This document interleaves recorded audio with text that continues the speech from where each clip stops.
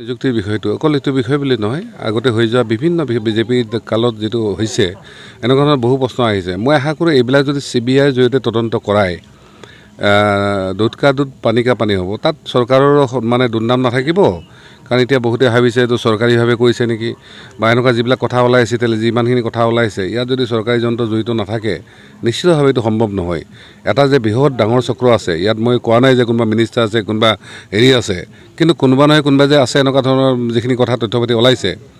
আৰু মই আশা কৰোঁ ভিক্টৰ দাসৰ ক্ষেত্ৰত যেনেকৈ আৰক্ষী প্ৰশাসন যথেষ্ট কঠোৰ হৈছে, মই ভাবোঁ এইবিলাকত নিজৰ ল'ৰা হিচাপে তেওঁলোকে এটা ভাল কাম কৰিছে, ভাল এটা দিশ দেখাইছে, এইটো তেওঁলোকে চাব লাগিছিল।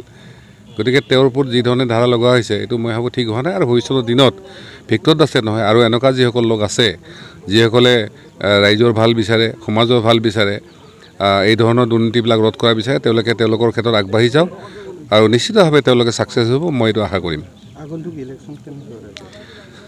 আগন্তুক ইলেকশ্যন সম্পৰ্কত আমি এটা কথা নিশ্চিত যে আমি যদি ইয়াত ইলেকশ্যন খেলোঁ আমি 100% জিকিব পাৰিম আৰু হয়তো 14জনতকৈ বেছি ভোট ল'ব পাৰিম। কাৰণ আজিৰ যিটো পৰিস্থিতি সকলোৱে জানে ইয়াত নৱসৈনিয়া নহ'লে কি পৰিস্থিতিৰ সৃষ্টি হ'ব। আজি আপোনালোকে দেখিছে যে ইয়াত আমি সকলোখিনি মিলি কেনে একেলগে বহিব পৰা বা একেলগে কাম কৰিব এটা পৰিস্থিতি আহিছে। আকৌ যদি কালি নৱসৈনিয়াত আৰু আগৰ এনেকুৱা ধৰণৰ বিচ্ছিন্ন বা এনেকুৱা বিক্ষিপ্ত কিছুমান ঘটনা ঘটিব পাৰে। আৰু মই ব্যক্তিগতভাৱে আমি এটা ডাঙৰ টিম এটা লিড কৰাৰ কাৰণে আমি আগবাঢ়ি আছোঁ।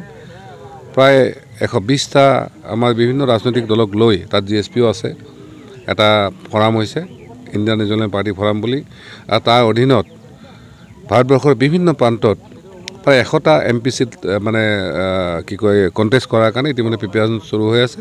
আপোনালোকে দেখিছে তাৰ পাৰ্ট হিচাপে আমি ছত্তীশগড় গৈছিলোঁ, ইয়াৰ পিছত আকৌ আমি মানে গুজৰাট যাম, মধ্যপ্ৰদেশ, মহাৰাষ্ট্ৰ, এফালৰ পৰা আমি টুৰ কৰিম। মই আশা কৰোঁ যে আমি কোকৰাঝাৰত যেনেকৈ যুঁজ কৰিছিলোঁ বেলেগতো যুঁজ কৰিব পাৰিম। মই আশা কৰিম যে অকল নহয়, মই যাতে লগত আৰু বহু MP লৈ এইবাৰ মানে 24 পাৰ্লিয়ামেণ্টত যাব পাৰোঁ, সেইটো আশা কৰিছোঁ।